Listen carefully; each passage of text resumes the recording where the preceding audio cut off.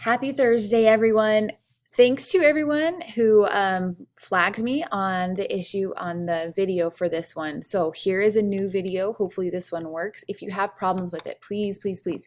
If you're having problems, it's likely that somebody else is having problems. So just send me a quick message and we'll try to get it fixed. By the way, I love getting messages from you guys. Thank you for sending them. It's good to have a little bit of contact with you guys because we really do miss you. We wish you were sitting in our classrooms instead of online, but we're making this work and you guys are doing great so far. I'm so amazed at how many people have already turned in assignments. You guys are doing awesome.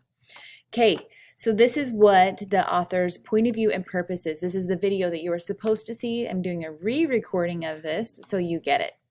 Let's go through this. Okay, we talked about this a little while ago, but when we did our benchmark, this was something that we scored low on, so we're going to try one more time. These are the things that we're going to try to accomplish as we're learning about the author's point of view. We want to be able to determine the point of view or perspective of the topic or issue after reading an informational text. Okay, we're still sticking with informational text, so we want to know what the author is thinking about a topic. We want to be able to determine the author's purpose. We've talked about this one a lot. PI, do you guys remember? P, persuade, I, inform, E, entertain, okay? We want to be able to do those three things, be able to determine what they're trying to do. Persuade, we've talked about potato chips versus Doritos, right? They're trying to tell you that one, potato chips, is better than Doritos, right? Inform, they're trying to tell you how potato chips are made. First, you plant the seed or plant the root. Then you grow the potato. Then you harvest the potato. Then you cut the potato. And then you deep fry the potato, something like that. That would be to inform. To entertain, this might be a story about somebody who ate 20 bags of potato chips in one day or something like that. Entertain would just be something that's for your enjoyment. Next thing we need to do, we need to be able to analyze and explain similarities and differences between two informational texts that are on the same topic issue, including the differences and similarities in the author's point of view and the differences and similarities in the author's purpose. So basically you're going to have two texts side by side, right? One's going to tell you something, maybe it's about the same, so let's stick with potato chips, right?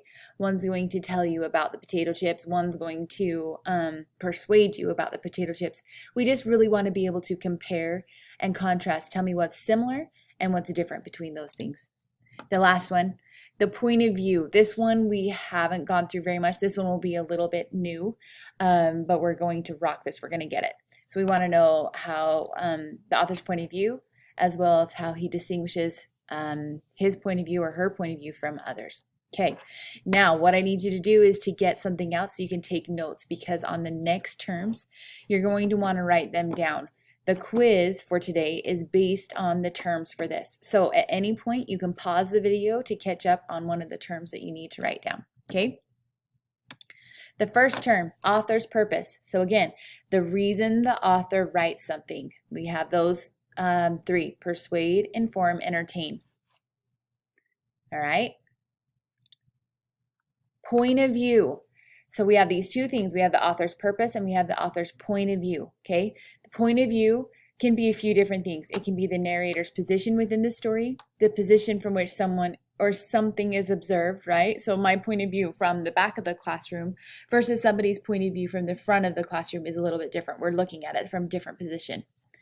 Or a particular attitude or a way of considering a matter. So, you know, if somebody's really positive about online school, right? Or somebody's really negative about online school, that would be a point of view. We are going to focus on this right here, the narrator's position within the story, okay? We're going to talk a little bit more about that on the next slide, but make sure you have these terms down first. Okay, next slide. These are the different types of point of view, okay? Point of view. We talked about the purpose. Purpose is something different. This is the point of view, point of view. The first one is first person point of view. Okay, here the author is telling you his or her story using pronouns like I or me. Okay, I, me, we, us, ours, my. Those are all pronouns that you'll hear when somebody is telling, the author is telling it from first person point of view.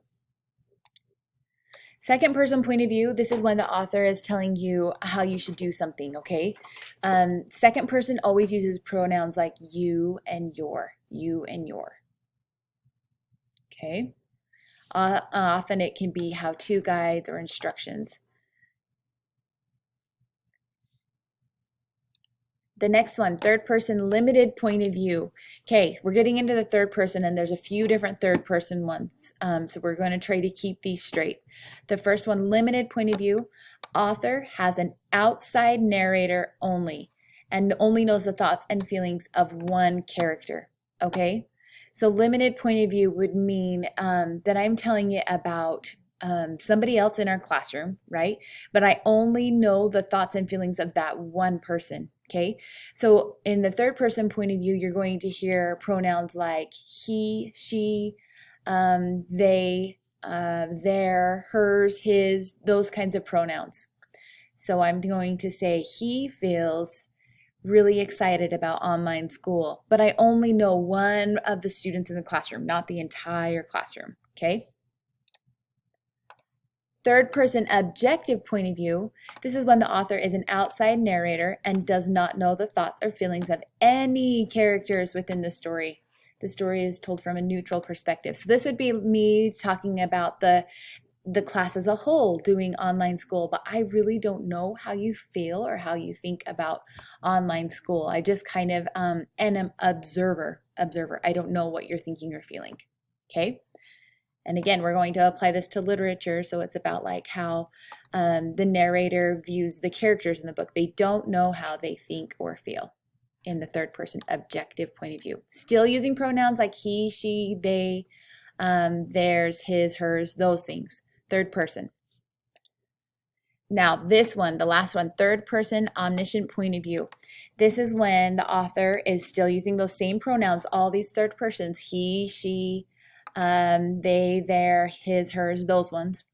But the author knows the feelings and thoughts of all of the characters. So this would mean that in a classroom I could say, oh, that person really, really hated online school and that person loved it. They loved being able to chat online with their teacher, or that person loved being able to work at home. You know the thoughts and feelings. So in a book, you would just know and understand every character's thoughts and feelings. Okay, third person, omniscient point of view. All right. Okay, that is point of view and author's purpose in a nutshell. So again, you need to be familiar with all those terms because they are part of the quiz for today. So get back online and see if you can complete that quiz now. If you have problems with the video, please let me know.